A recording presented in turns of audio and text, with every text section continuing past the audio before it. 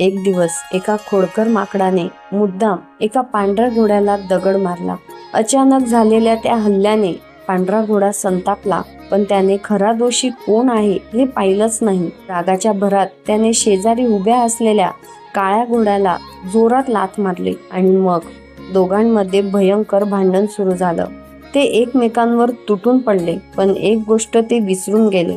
दोघेही एकाच गाडीला जोडलेले होते. त्यांच्या भांडणात गाडीचा तोल गेला आणि क्षणातच ती गाडी खोल दरीत कोसळली. दोन्ही घोड्यांचं नुकसान झालं. ते मात्र दूर बसून हा सगळा तमाशा पाहत राहिलं. आयुष्यातही अगदी असंच असतं. अनेकदा तिसरे लोक आपल्याला भडकवतात आणि आपण आपल्याच माणसांची भांडायला लागतो. समस्या बाहेर असते, पण नुकसान आपलं स्वतःच होतं.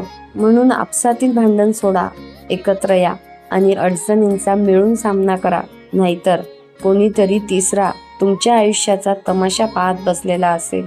विचार आवडल्यास व्हिडिओ लाईक करा, शेअर करा. धन्यवाद.